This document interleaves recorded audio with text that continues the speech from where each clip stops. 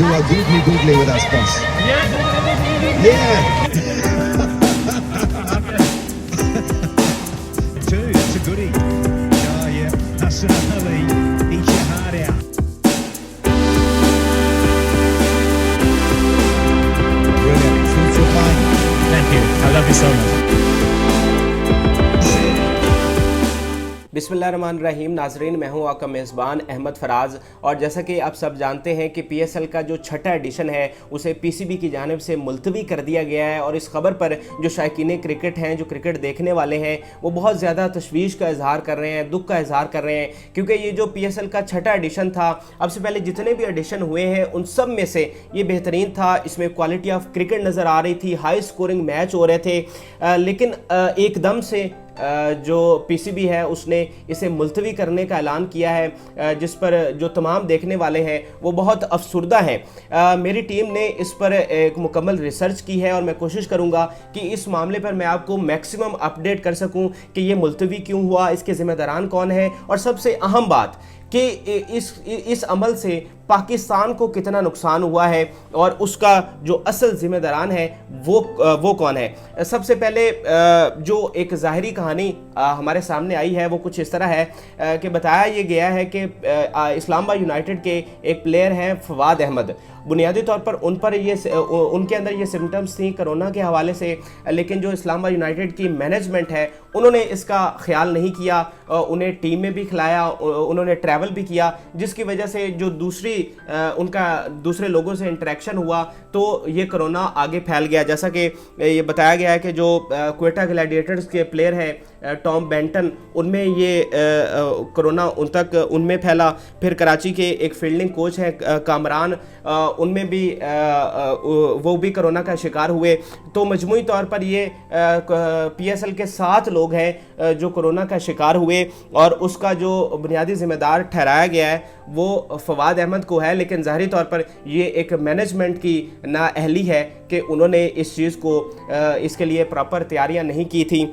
और मैं आपको बताऊं कि ये तो एक ज़ाहिरी कहानी थी, लेकिन असल मुद्दा क्या है? असल मुद्दा ये है कि ये सबसे बड़ी जो नाकामी है वो पीसीबी की है, पाकिस्तान क्रिकेट बोर्ड की है। आप देखें कि आप इतना बड़ा टूर्नामेंट करवाने जा रहे हैं, आपको पता है कि कोरोना वबा है, ये ऐसा नहीं है कि कोरोना एकदम से आ गया है। आपको पता है कि 1 साल से यहाँ पर कोरोना चल रहा है। और मैं आपको बताऊं कि जब कुछ माह पहले जब पाकिस्तान क्रिकेट टीम न्यूजीलैंड के दौरे पर गई थी तो आपको याद होगा कि पाकिस्तान के जो कुछ प्लेयर थे उनमें भी वो भी कोरोना का शिकार हुए थे।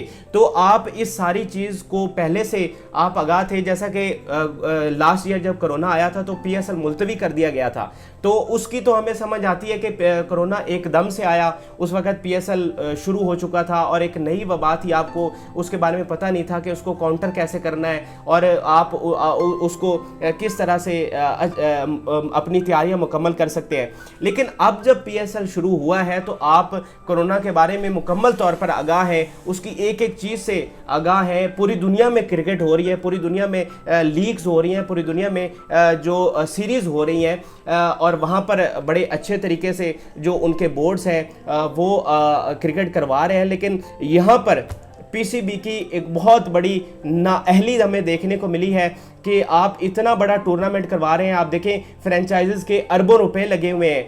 अब वो तमाम लोग परेशान हैं कि ये अचानक हुआ क्या है। आप अरबों रुपए का एक टूर्नामेंट करवा रहे हैं और आपने बिल्कुल तैयारी नहीं की। यानी कि आपकी तैयारी ये थी कि अगर कोरोना केसेस आएंगे तो हम इसको मुलतवी कर देंगे।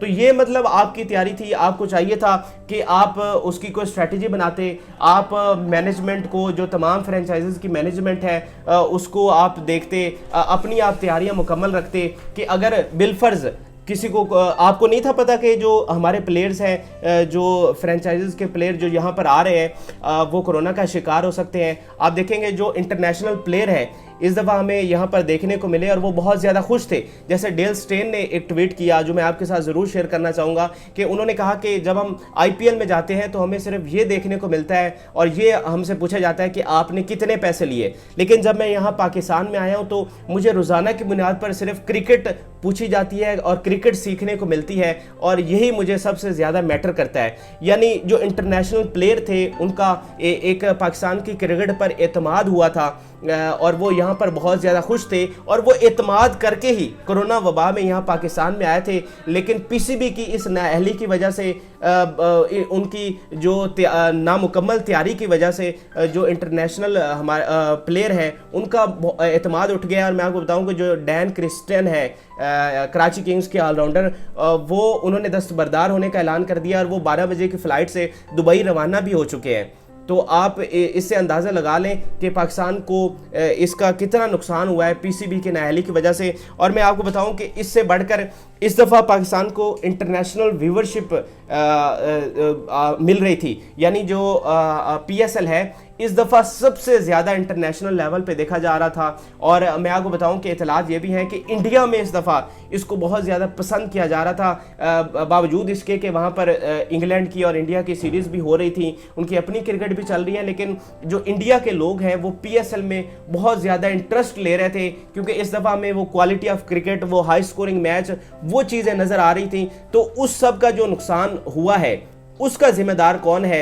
और मैं एक और बात मैं आप यहाँ पे ज़रूर मेंशन करना चाहूँगा कि खबर चल गई है, पीसीबी ने ऐलान कर दिया मुलतवी हुआ और अभी तक उन्होंने प्रेस कॉन्फ्रेंस नहीं की। यानी 3 बजे अभी तकरीबन टाइम हुआ है, 2 बजे जब मैं ये वीडियो रिकॉर्ड कर रहा हूँ, और 3 बजे उन्होंने कहा जी हम प्रेस कॉन्फ्रेंस करके मज़ीद तफसीलात देंगे।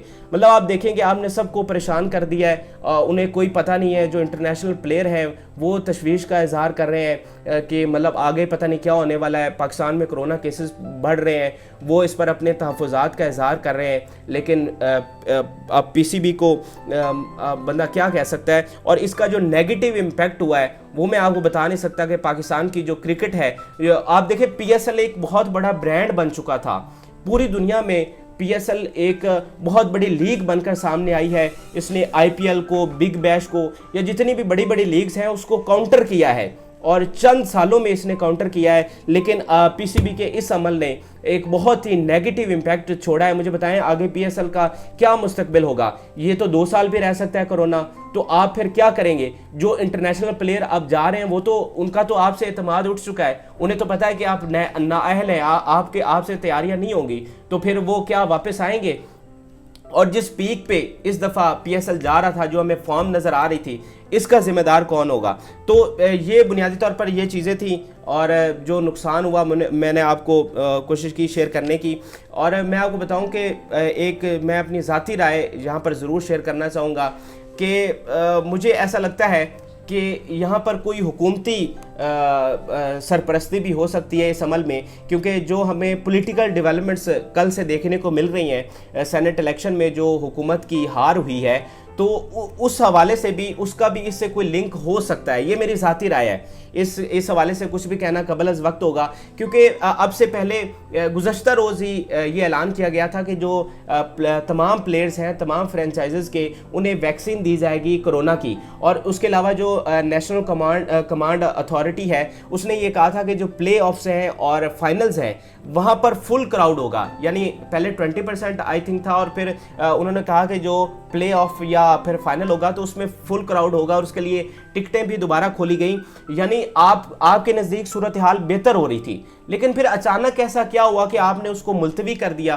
तो इसका लिंक जो कल डेवलपमेंट हुई है पॉलिटिकल, मेरी ज़ाती राय है कि उससे भी हो सकता है। और अगर ऐसा है तो ये बहुत ज़्यादा काबिल तशवीश है, बहुत ज़्यादा दुख की बात है कि आपने पाकिस्तान की क्रिकेट के साथ ये मजाक किया है। तो इससे बहुत ज़्यादा एक नुकसान हुआ है पाकिस्तान की क्रिकेट को। फाइनेंशियली देख लें, उसका एक इम्पैक्ट देख लें। फ्रेंचाइजेज़ ने मैं अगेन ये इंडोर्स करना चाहूँगा कि फ्रेंचाइजेज़ ने अरबों रुपए यहाँ पर इन्वेस्ट किए हुए हैं। आप कितनी मुश्किल से आप एक फ्रेंचाइज को आप उसको राज़ी करते हैं कि वो टीम खरीदे और आपके पीएसएल में वो इन्वेस्टमेंट करे, लेकिन जब वो इनसिक्योर होंगे, जब वो आपकी नाअहली से वाकिफ़ हो जाएंगे, तो फिर कितना नुकसान होगा। और यही सारी चीज़ें अब हमें देखने को मिल रही हैं कि पाकिस्तान को फाइनेंशियली बहुत ज़्यादा नुकसान हुआ है। इंटरनेशनल लेवल पे हमारी क्रिकेट का मजाक बनाया गया है। और नाज़रीन, आखिर में मैं एक और चीज़ की ज़रूर निशानदाही दोबारा करना चाहूँगा, उसे इंडोर्स करना चाहूँगा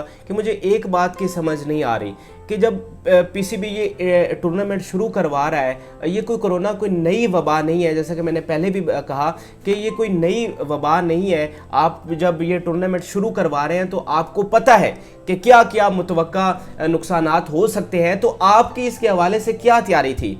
आपने क्या ये तैयारी की हुई थी कि जब कोरोना आएगा और 5-7 लोग मुतासर होंगे तो हम उसे मुलतवी कर देंगे?